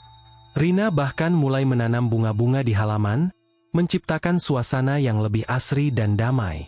Ia percaya, lingkungan yang positif juga akan menarik energi positif. Lia dan Rio tumbuh menjadi anak-anak yang tangguh dan penuh empati. Mereka diajarkan untuk selalu berbagi, membantu sesama, dan tidak mudah menyerah. Mereka memahami, meski belum sepenuhnya, bahwa keluarga mereka pernah melewati masa sulit dan berhasil melewatinya bersama. Suatu sore, saat keluarga itu sedang makan malam, Rina mengamati Arya dan anak-anaknya. Arya yang tertawa lepas karena lelucon Lia, Rio yang dengan lahapnya makan sosis kesukaannya. Hati Rina dipenuhi rasa syukur yang melimpah. Ia pernah berpikir semua ini akan berakhir. Namun, di balik badai yang mengerikan, ada hikmah besar yang mereka dapatkan. Mereka belajar bahwa setiap cobaan memiliki makna. Jin Dasim mungkin telah mencoba menghancurkan mereka, tetapi tanpa disadari, ia justru menjadi katalisator yang memperkuat ikatan dan iman keluarga Rina dan Arya. Kebahagiaan yang mereka miliki kini adalah hasil dari perjuangan, dari keberanian untuk menghadapi kegelapan, dan dari keyakinan bahwa cinta sejati selalu akan menemukan jalan untuk menang. Waktu terus berjalan, membawa Rina dan Arya semakin jauh dari bayangan kelam Jin Dasim. Kehidupan mereka kini adalah bukti nyata dari ketahanan cinta dan kekuatan iman. Rumah yang dulu pernah menjadi medan perang tak kasat mata, kini menjelma menjadi surga kecil yang damai, penuh dengan aura positif. Rina, dengan semangat barunya, tidak hanya fokus pada pekerjaan desain interiornya. Ia mulai aktif dalam kegiatan sosial di lingkungan tempat tinggalnya, menjadi inspirator bagi ibu-ibu lain yang mungkin sedang menghadapi masalah dalam rumah tangga. Ia sering berbagi kisah tentang bagaimana komunikasi yang baik dan kekuatan spiritual bisa menjadi benteng ampuh. Tanpa menyebutkan detail supranaturalnya, Rina fokus pada pentingnya kesabaran, pengertian, dan doa dalam menghadapi setiap badai rumah tangga. Arya pun berkembang pesat. Pengalamannya membuatnya menjadi pribadi yang lebih introspektif dan bertanggung jawab. Ia menjadi pemimpin yang lebih baik di tempat kerjanya, tidak hanya dalam hal teknis, tetapi juga dalam membimbing rekan-rekannya. Di rumah, ia adalah sosok ayah dan suami yang lebih hadir, selalu menyempatkan diri untuk keluarga di tengah kesibukannya. Ia tak lagi mudah terpancing emosi, dan setiap kali ada konflik kecil, ia akan menjadi yang pertama untuk meminta maaf dan mencari solusi. Lia dan Rio tumbuh menjadi anak-anak yang cerdas dan penuh kasih sayang. Mereka tidak lagi menunjukkan tanda-tanda trauma, dan ingatan akan papa yang marah, atau bayangan hitam, telah digantikan oleh kenangan manis akan kebersamaan keluarga. Mereka adalah cerminan dari pemulihan orang tua mereka, bukti bahwa cinta dan dukungan bisa menyembuhkan luka terdalam sekalipun. Pada suatu hari libur, keluarga Rina dan Arya pergi berlibur ke sebuah tempat yang tenang di pegunungan, dikelilingi alam yang indah. Arya memeluk Rina erat, sambil memandangi Lia dan Rio yang sedang berlarian riang di hamparan rumput hijau. Aku tidak pernah membayangkan kebahagiaan seperti ini akan kembali. Rina, bisik Arya, suaranya dipenuhi haru. Rasanya seperti hidup kita dimulai kembali, dari nol, tapi dengan jiwa yang jauh lebih kuat. Rina tersenyum, menyandarkan kepalanya di dada Arya. Kita sudah melewati semuanya, Arya. Dan kita akan terus menjaganya. Jin Dasim mungkin telah pergi, tapi pelajarannya akan selalu bersama kita. Mereka tahu bahwa hidup akan selalu menyajikan tantangan baru. Namun, mereka juga tahu bahwa mereka tidak lagi sendirian. Mereka memiliki benteng cinta, iman, dan kesadaran spiritual yang telah teruji. Kehidupan baru mereka adalah anugerah, sebuah permulaan yang lebih baik, terukir dari reruntuhan masa lalu dan dibangun di atas fondasi jiwa yang lebih kuat.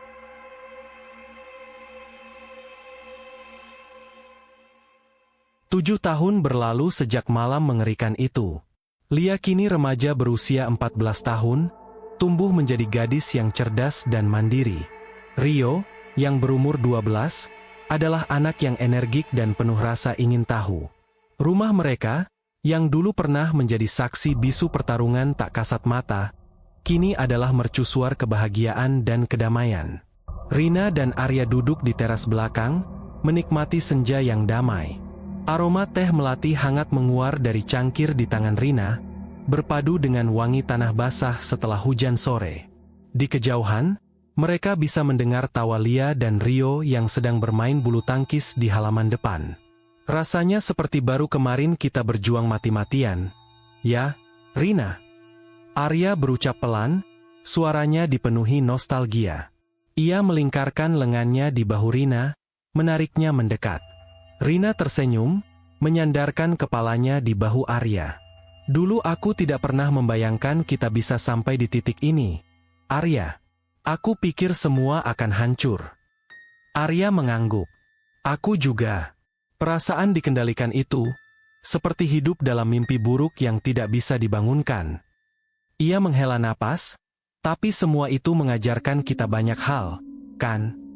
Mereka terdiam sejenak, membiarkan kenangan itu melintas. Bukan kenangan yang menyakitkan lagi, melainkan sebuah pengingat akan kekuatan yang mereka miliki sebagai keluarga. Mereka tidak lagi hidup dalam ketakutan akan kembalinya Jin Dasim. Mereka telah membangun benteng yang begitu kuat, bukan hanya secara fisik, tetapi juga spiritual dan emosional. Rutinitas ibadah, zikir, dan doa telah menjadi bagian tak terpisahkan dari hidup mereka. Rumah mereka selalu diselimuti energi positif, sebuah medan pertahanan yang tak terlihat. Bapak Hadi benar, kata Rina pelan. Keimanan dan cinta keluarga adalah perisai terbaik. Dan kesabaranmu, Rina, tambah Arya, menatap istrinya dengan penuh penghargaan. Tanpa kesabaran dan perjuanganmu, aku mungkin tidak akan pernah kembali.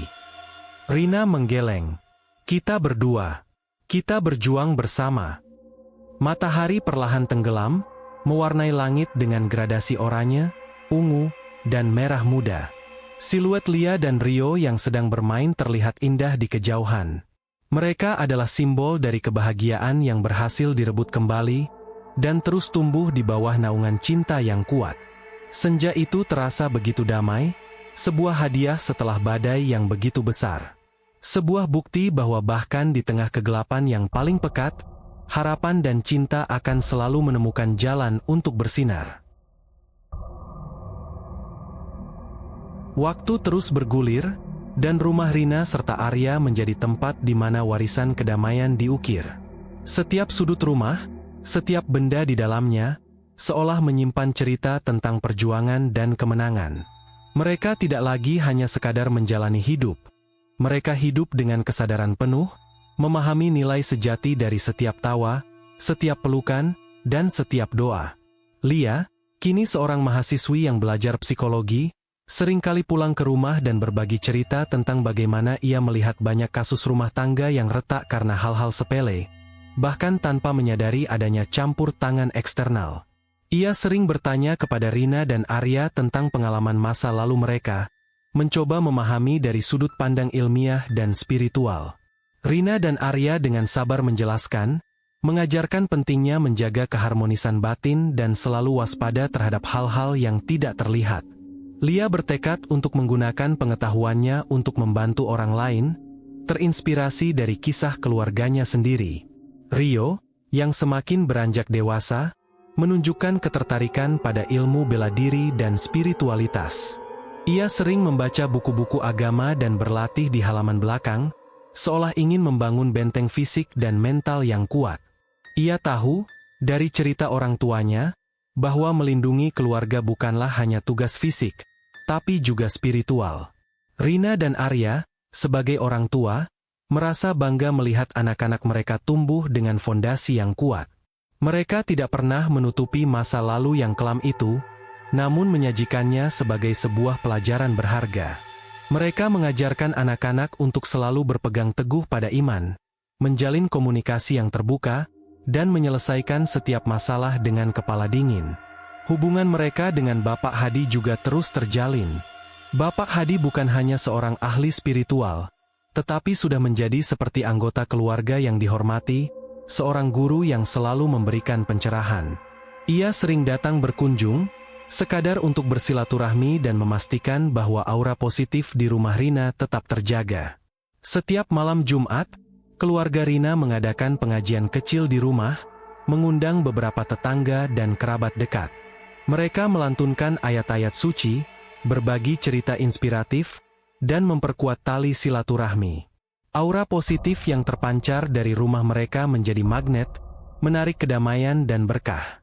Mereka telah berhasil mengubah tragedi menjadi sebuah anugerah, sebuah pengingat abadi akan betapa berharganya setiap ikatan yang kita miliki. Tahun demi tahun berlalu, membawa serta kedewasaan bagi Lia dan Rio, serta kebijaksanaan bagi Rina dan Arya.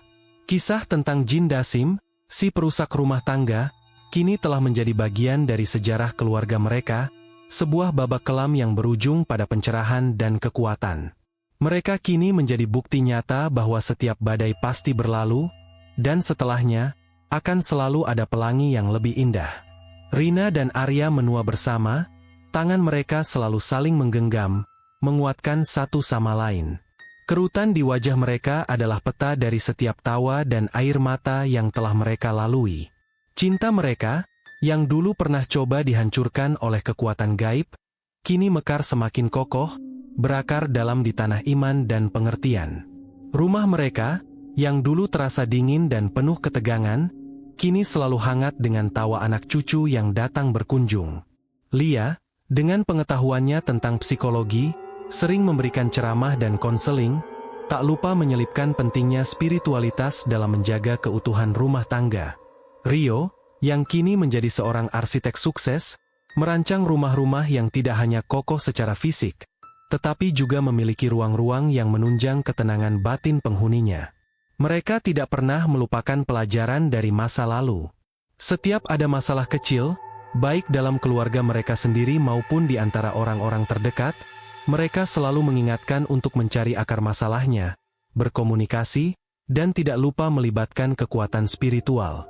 Mereka mengajarkan bahwa iblis tidak selalu berbentuk seram, kadang ia datang dalam wujud bisikan keraguan, kecurigaan, dan amarah yang menghancurkan. Pada suatu pagi yang cerah, Rina dan Arya duduk di taman belakang, memandangi cucu-cucu mereka yang berlarian dengan gembira. Kicauan burung terdengar merdu, angin sepau-sepau membelai dedaunan. Semua terasa begitu damai. Kita sudah melewati banyak hal, Arya, bisik Rina, matanya berkaca-kaca haru. Arya tersenyum, mengelus rambut putih Rina yang mulai menipis. Dan kita berhasil, Rina. Berhasil membangun surga kecil kita sendiri, jauh dari gangguan jin Dasim. Mereka berdua tahu, pertempuran dengan kegelapan mungkin tidak pernah benar-benar berakhir di dunia ini. Namun, mereka juga tahu bahwa mereka telah dipersenjatai dengan perisai terkuat. Cinta yang tulus, iman yang teguh, dan ikatan keluarga yang tak terpatahkan. Inilah warisan yang akan mereka teruskan dari generasi ke generasi. Kisah tentang jin Dasim mungkin adalah horor bagi sebagian orang, namun bagi mereka, itu adalah kisah tentang kemenangan, tentang bagaimana cahaya selalu menemukan jalan untuk mengusir kegelapan. Dan selamanya, mereka akan hidup dalam damai, terlindungi oleh kekuatan yang tak kasat mata, sama seperti musuh yang pernah mereka hadapi.